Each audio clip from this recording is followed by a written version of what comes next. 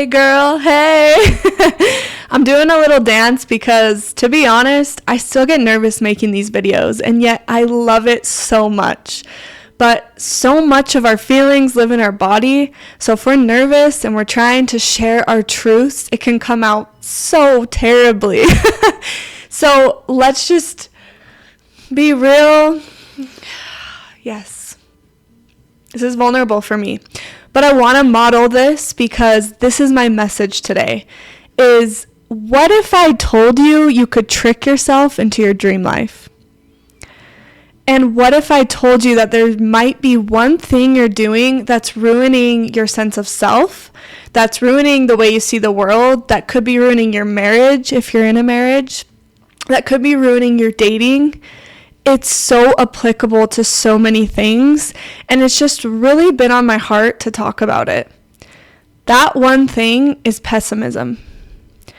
When I was young, I was so optimistic. If I had a dream, I was like, yeah, I can do this. I'd put my mind to it and I'd do it.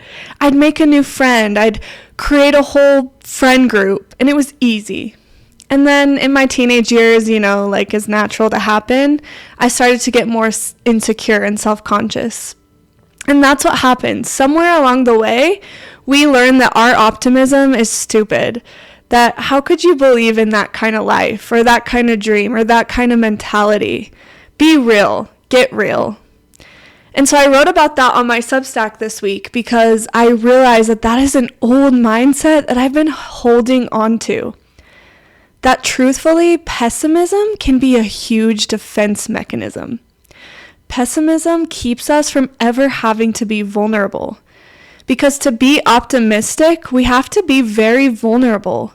To be able to say, this is what I want, these are my dreams, this is what I actually believe could happen for me, it puts you in a place of maybe it doesn't happen, or maybe the people around you mock you for it.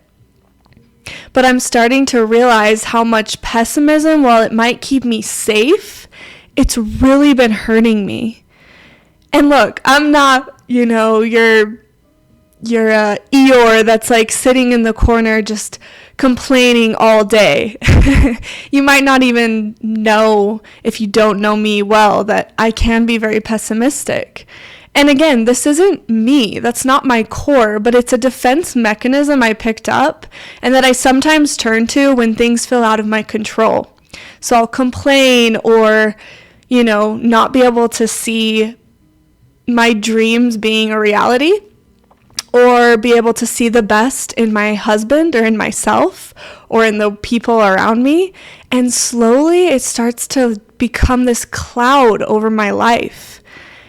And for a while, I wake up in the morning with these thoughts of just like, what the F am I doing here?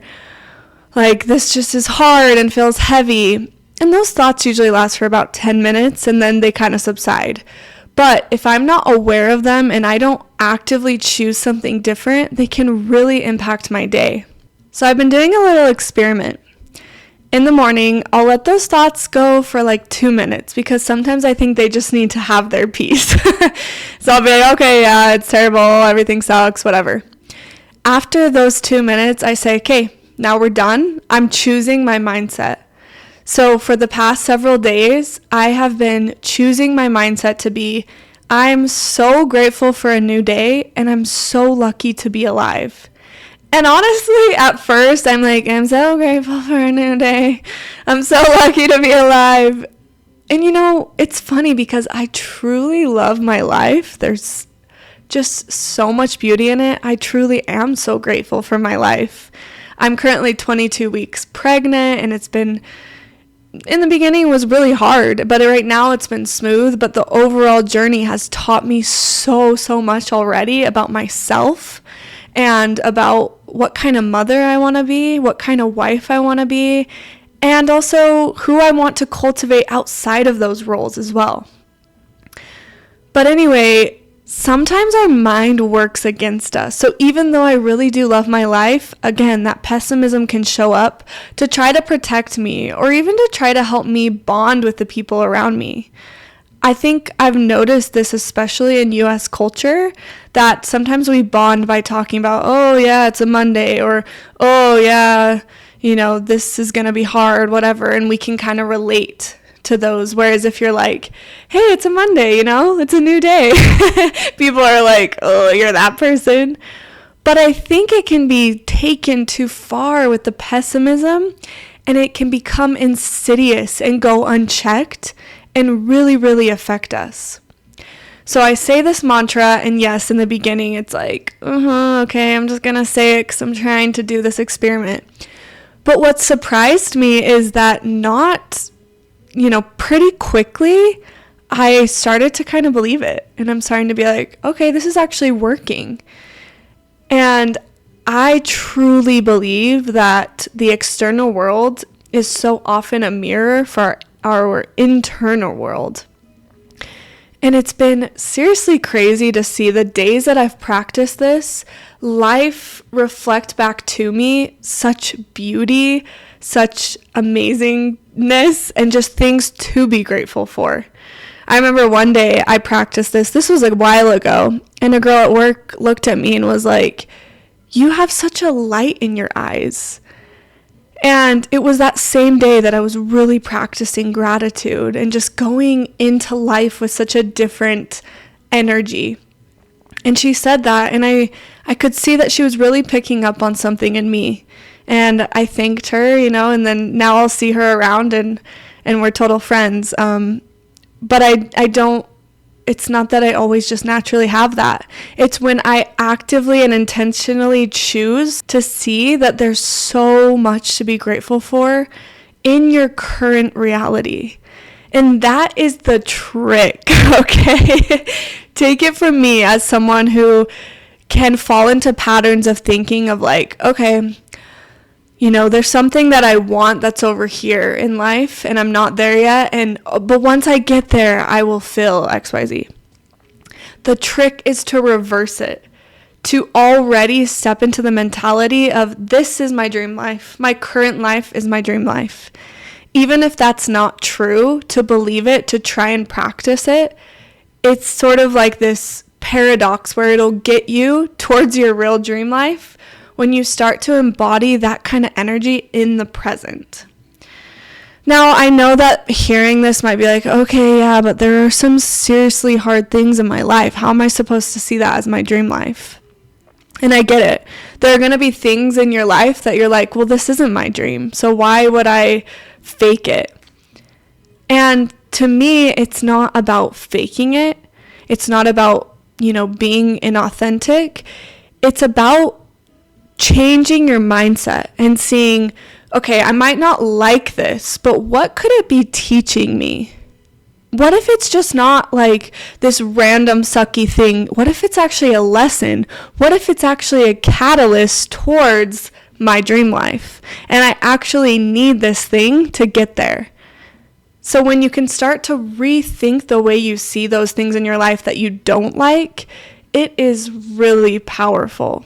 I may have mentioned in my other videos, but if I haven't, my husband's Brazilian, and I've gotten to spend a lot of time there. And there are some beautiful things about their culture that I love. And one of those things is that they don't bond over negativity or bad things or traumas that have happened. It's not that they don't face really hard things. In fact, I've seen really harsh realities there in some areas.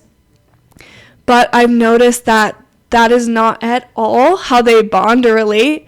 They bond over jokes, over laughter, over fun, over dance, over life, being alive. And it made me realize how much, at least where I live, sometimes we bond so much over, relating to the bad things. And of course, I'm a huge believer in support and being able to talk about hard things and being, supported in that. But it did kind of make me realize that sometimes in this culture, we take it too far and we almost think people are weird when they're optimistic or a dreamer or believe in life. So as I'm talking, I'm kind of wondering if there's an area of your life that's coming up for you that you're like, I've been pretty pessimistic in this area, and maybe it's multiple. For me, shifting into my 20s to my 30s recently, I turned 30 in June 30th. And it was this shift of like my 20s were understanding myself, understanding who I am, working through past issues, exploring, right? And for me, at least, as I've turned 30, it's been like this huge wave that life has brought to me of like, okay, that's all fine and good. You've had that time to explore that, and that's great. That built a really good foundation for me. But now the question isn't who am I or why am I this way or how can I work through certain things? It's who do I want to be? Because now it's my choice. Now it's my choice to decide and to kind of, move on from that phase of healing and understanding and validating maybe hard things or just things about myself, trying to understand, to yes, and I have the choice. I can change things if I want to become better. I can choose my mindset. To get really raw with you, recently my focus is my marriage. But I went into this, so just to preface, my marriage is my safe haven. He's really taught me so much in life and is also my best friend, my lover, so much for me. And we had a little bit of a rocky, bumpy phase recently. And I think I went into it like, oh, okay, he needs to change all these things. And life humbled me real quick, and I kept getting these words of personal responsibility. What am I bringing to the dynamic that's affecting it? I personally believe as a woman, we have so much power in the home, and that we really set the tone. That is my belief.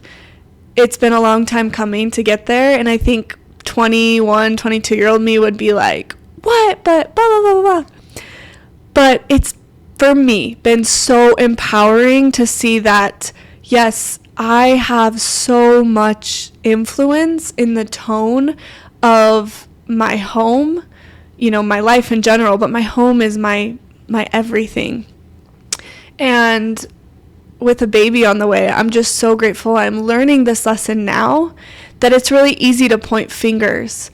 But how often do we step back and seeing, how am I contributing to this issue or dynamic? What am I bringing? What energy am I bringing to this?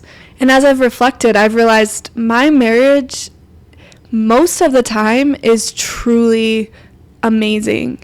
And of course, marriage is going to have ups and downs. That's the nature of it. I believe marriage is not just supposed to be this place of comfort. It's this place of deep transformation, because it's going to highlight all your insecurities, your wounds, and also your mindsets that aren't serving you. But as I've reflected and looked back, I realized the times my marriage is at its best is when I'm at my best, when I'm super joyful, when I have interests and passions that I'm cultivating outside of it, when I'm so full in myself that I can give so much to the marriage as far as just the energy that I bring.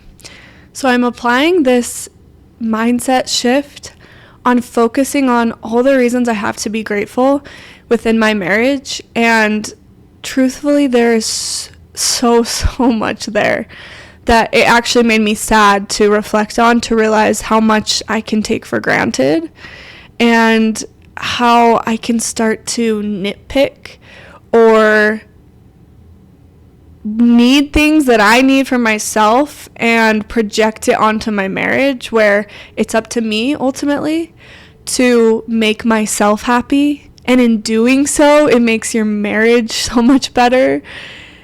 So I share that to get you thinking, what's an area in your life where maybe you've been super pessimistic? And how is it affecting that area of your life? Again, you don't have to like what's going on. I recently had some changes in my job that were really hard for me to adapt to. But I noticed that when I surrendered and, kind of just said, had the mindset of what could I learn from this? And there was a lot of resistance in me to do that because change is hard and it's scary, but it's so worth it to shift your mindset from this sucks, this is terrible, to what can I learn from this? Maybe why did this happen for me personally in my life right now? What is this teaching me? What can I take from this? So I hope that that's brought on some kind of insight for you, gets you thinking of how you can show more gratitude. And again, it's not about, oh, morally I should show gratitude. It's literally to serve you and your life. Notice, set an experiment. I'm doing 30 days.